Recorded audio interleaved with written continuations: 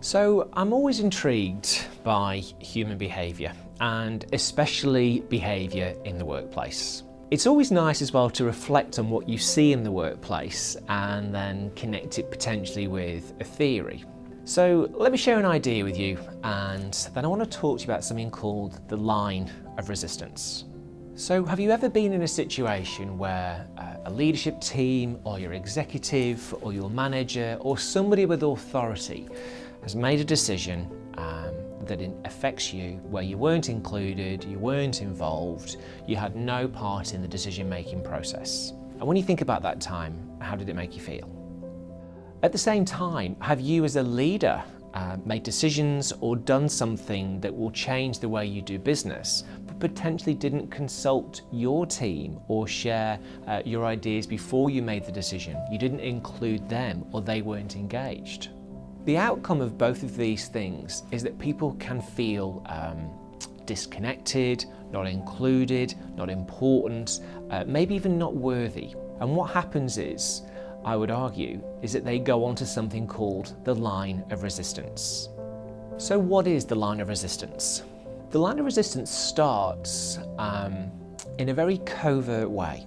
And what I mean by that is the first point on the line of resistance, if it's you on it, or maybe even members of your team on it, the covert way is around people making jokes. People making jokes about something that's important to them, but using humour to get the message across, so it's sort of safe. They want to broach a subject or an issue, maybe where they weren't included in a project or a change in the way we do business, so they make jokes about it. Jokes to a couple of people in their in-group, or jokes to people at the water cooler, or whatever it might be, but they're making jokes to sort of feel out what's going on for others and for themselves around a decision that's being made. Once on the line of resistance, the jokes can turn then into level 2, which is called sarcastic jokes. Now the thing about sarcastic jokes is that they're very clever, and they're done with real, potentially venom might be a word, but they're very subtle and have a lot more direction to them. So if you're on the line of resistance, potentially you're making jokes at level 1, and at level 2 maybe, your jokes are even getting to become sarcastic in their delivery.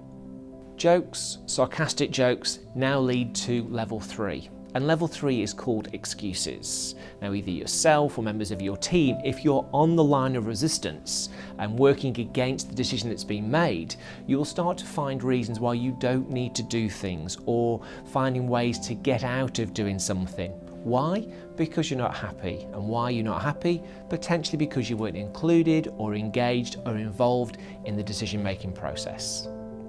So there we are, we're on the line of resistance, we're making jokes. Jokes are becoming sarcastic, there's a bit more venom to them. We're now also making excuses about why we shouldn't be doing some work or be involved in some way. Of course we still want to get paid, but it now moves to level 4. And level 4 is around gossip.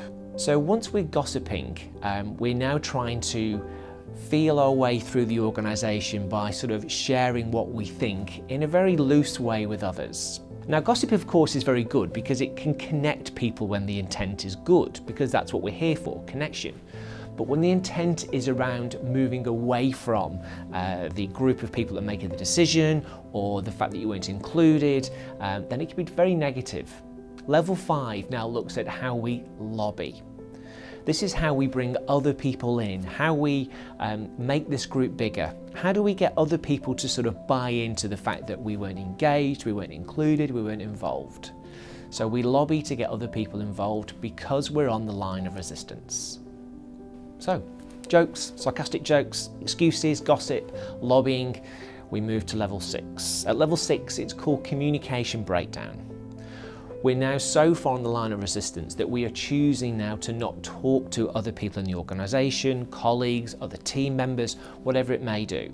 In fact, you could argue that email and SMS actually assists communication breakdown in normal day-to-day work. But at level 6, we're choosing not to connect with people. We're choosing not to share information. Why?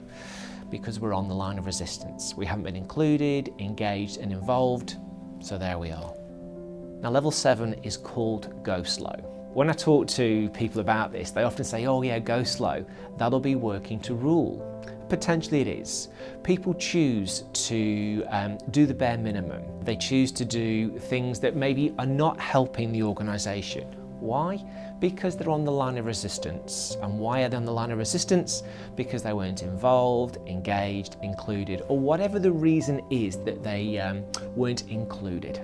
You know this now. Jokes, sarcastic jokes, excuses, gossip, lobbying, communication breakdown, go slow. It moves to level 8, and level 8 is called strike. Now, strike doesn't mean that we're outside the organisation, you know, with an oil drum and wood and sort of keeping our hands warm on a winter's morning. Strike can mean that we still turn up to work, we want to get paid, but we are absolutely refusing now to talk to other people, be involved in projects, engage other groups with our ideas. We're very much just working for self. In fact, some people say when you're on strike, the only thing you're focusing on is I, me and my, as opposed to not being on the line of resistance, where you focus on we, us and together. So you've got the first 8 stages, you know this already. We go to level 9, and level 9 is called war, or war within the workplace. Now, when 2 parties, 2 groups, 2 divisions, 2 work areas, whatever it might be, are at war, it is very overt. Everybody knows about this. It is in the open. In fact, it might even be the way we do business with one another in some parts. Why are we at war? Because we're on the line of resistance. Our needs are not being met, we haven't been included, engaged, involved, whatever it might be, but we are certainly having head-to-head conflict in an unhealthy way within the workplace. Why? Because we're at war with one another. And why is that? Because we're on the line of resistance. So jokes, sarcastic jokes, excuses, gossip, lobbying, communication breakdown, go slow, strike and war. It all leads to level 10, and level 10 is called separation. At level 10, either one person leaves or 2 people leave or a group disbands, or in some form or other the organisation or the department or whatever it is not working. So people go a different way or their own way, or we have to move people out. Whatever it is, it gets to a point where it gets so bad that there needs to be separation in some form or other. So there it is, the line of resistance. A really interesting theory, a really interesting piece of work. And when I reflect back over my leadership journey, I've certainly been on the line at times, and I also recognise now more clearly when others are on the line. The reason I was on the line is because my needs weren't being considered, something didn't go my way, I wasn't consulted, included, engaged, whatever it might have been. So I went on the line of resistance. At that time, I didn't recognise how my behaviour was flowing through 1, 2, 3, 4, 5, all the way through to communication breakdown or go slow or strike or whatever it may have been. But now with this theory, I can really connect with how my behaviour was being observed by others in the workplace. If you have staff who are on the line of resistance, there is a reason why. My challenge to leaders is to connect with people who you observe on the line of resistance. As I've said, there is a reason why they're there, and finding out what that reason is will assist you to get them off the line. A question I often get asked about this is, do you have to go back through the line to get off it? So 7, 6, 5, 4, 3, 2. No, that's not my observation. My observation is that we can get off the line of resistance at any stage. It's just about being heard, being engaged, being involved, being communicated to at whatever level is required. But what we do know is that if we or our team are on the line of resistance, it is not helping the organisation. People are in the I, me, my territory. And what we really need is people to be in the we, us and together space. And if they're there, we're doing great things for the organisation. If you want to know more about the line of resistance, it comes from the work of an author called Myrna Lewis. The book is called Inside the No, and when we say no, we mean N-O. Myrna's work looks at why people present no. What is going on for them that they have no front and centre, and what would it require of them to move the no to the side and get on with what needs to be done. So, Inside the Know. Myrna Lewis is the author. Enjoy the read.